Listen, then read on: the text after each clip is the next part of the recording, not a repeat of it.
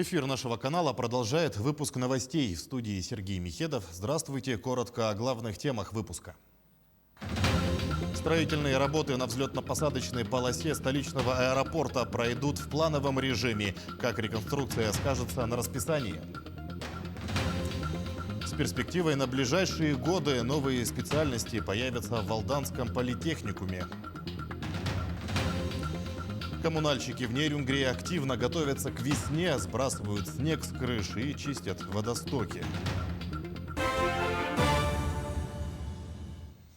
Строительные работы на взлетно-посадочной полосе аэропорта Якутск пройдут в плановом режиме. Напомним, они начнутся уже в мае и продлятся до октября этого года и не предусматривают закрытие воздушной гавани. В первую очередь планируется реконструировать участок ВПП длиной 625 метров. На время работ обеспечат бесперебойное авиасообщение посредством стыковых рейсов. При этом основная нагрузка ляжет на авиакомпании «Якутия», «Алроса» и «С7». На расписание рейсов внутри региона реконструкция не повлияет, но может сказаться на дальних перелетах. На маршруты, да, поменяется, потому что вот на дальние рейсы, скорее всего, будут ограничения, будут организованы стыковочные рейсы через Новосибирск. Основная нагрузка вот ляжет на авиакомпании «Якутия», «Алроса» и «С7». Кроме участка 625 метров, также будет установка пандуса длиной 170 метров. Это позволит соединить вот старые и новые участки. И это делается для того, чтобы войти в зиму 2021-2022 годов с полной длиной 3400 метров. То есть с 1 октября планируется уже возобновить полеты на полной длине. То есть уже ограничений никаких не будет. День работников культуры отмечается сегодня. С инициативой о создании профессионального праздника в 2007 году выступил министр культуры страны Александр Соколов. Президент Владимир Путин эту идею поддержал. С тех пор День работников культуры ежегодно отмечается 25 марта.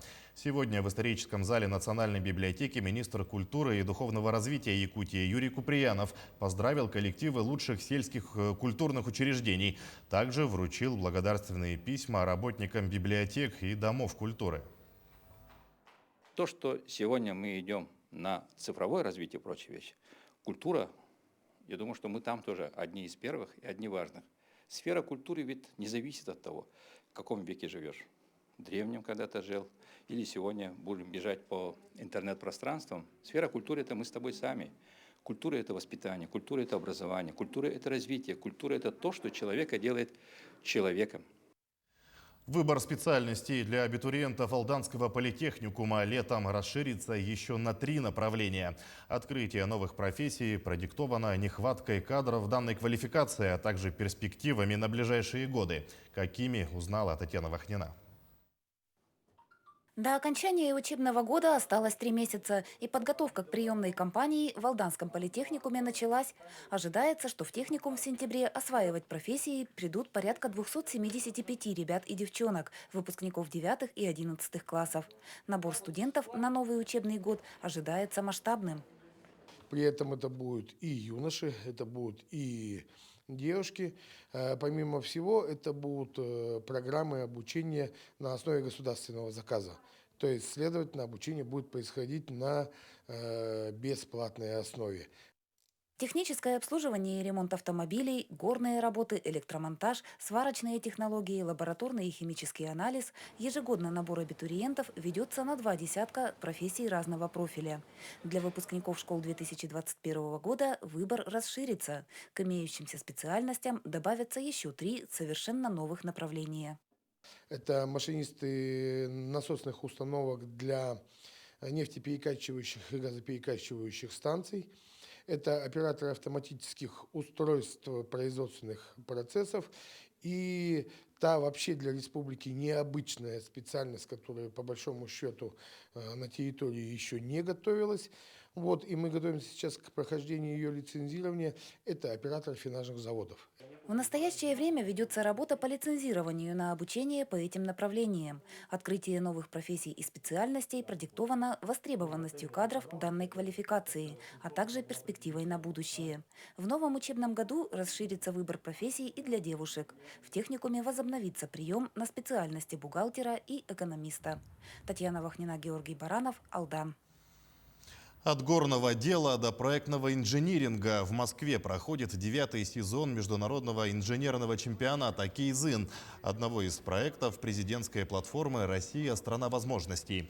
В дистанционном формате соревнуются школьники, студенты и молодые специалисты. «Алроса» выступает в качестве стратегического партнера по двум направлениям – геологоразведка и горное дело. Участникам нужно решить кейсы, которые разработала алмазодобывающая компания. Ее же сотрудники оценят качество выполнения заданий. Более 20 человек выступают в качестве экспертов. Кейс достаточно интересный с точки зрения геологии, потому что представлена большая территория 200-тысячного масштаба, на которой отмечены какие-то пункты минерализации, и студентам нужно определить потенциал обнаружения не только месторождений, допустим, алмазов, как это было в прошлом году, но и месторождений золота, урана. Может быть, они предложат какие-то решения, которые применяются на золоте, а может, не предложат их на алмазы. То есть это тоже может быть, и поэтому эксперты тоже, так скажем, подчерпывают для себя информацию, не только оценивают, но еще и выслушивают и какие-то выводы для себя делают. Первые контейнеры для раздельного сбора мусора появились в Якутске. Такую точку разместили рядом с домом 17/2 на улице Пояркова. Отныне, по словам сотрудников управляющей компании «Альтаир», мусор из близлежащих домов будет вывозиться только раздельно. Отметим, что ранее точки по раздельному сбору мусора открывали по инициативе частников и отдельных управляющих компаний. Сейчас размещением новых точек занялись в администрации Якутска. Так, 10 марта заключен контракт на изготовление и поставку еще 6 пунктов для раздельного сбора ТКО на территории Якутска. В последующем такие точки появятся на следующих улицах. Адреса на ваших экранах. До конца следующей недели будет установлено еще 4 урны. А до середины мая будет установлено еще, получается, 14 урн. Итого в городе станет 30 пунктов приема вторичного сырья 3 фракций, которые мы сегодня имеем у вас здесь. Отличие, характерное данной урны, в том, что инвестором выступил муниципалитет, город Якутск. Это знаменательное событие, потому что ранее у нас не было сотрудничества как такового фактически. Сейчас оно получилось. Это первая урна, будет установлено еще 5. К весенней оттепели и оттайке снега готовятся в Нерюнгринском районе. Коммунальщики занимаются очисткой кровель и водоотводных сооружений. Ирина Кичигина подробнее.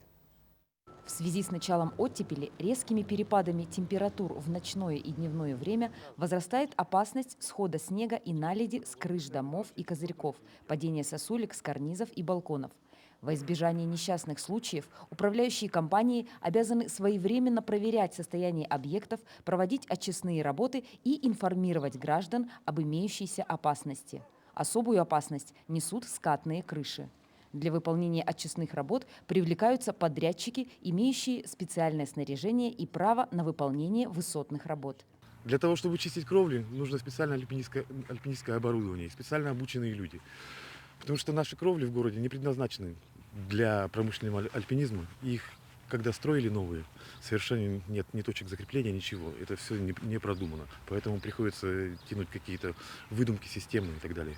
И внизу всегда стоит специально обученный человек и громким голосом оповещает население. Также проводится проверка и очистка водосливных каналов от льда, снега и мусора. Уже определен подрядчик и заключен муниципальный контракт на содержание водопропускных лотков и ливневых канализаций. Работы на данный момент уже начали выполняться. В ближайшее время будут в полном объеме выполнены работы по очистке и содержанию водопропускных лотков. Водопропускные лотки и ливневая канализация по улице Карла Маркса в районе пересечения улиц Карла Маркса и Ленина. Также по всему городу обеспечены лотки, то есть вдоль улицы Карла Маркса, вдоль улицы Южно-Якутска и так далее, то есть большой перечень. Для контроля выполненных работ сотрудниками управления городского хозяйства совершаются выезды на улицы города и проводится осмотр особо опасных объектов. Самим гражданам в период таяния снега необходимо соблюдать меры предосторожности при выходе из зданий и обращать внимание на возможные сходы снега с крыш. Ирина Кичигина, Захар Головин, Нерюнгри.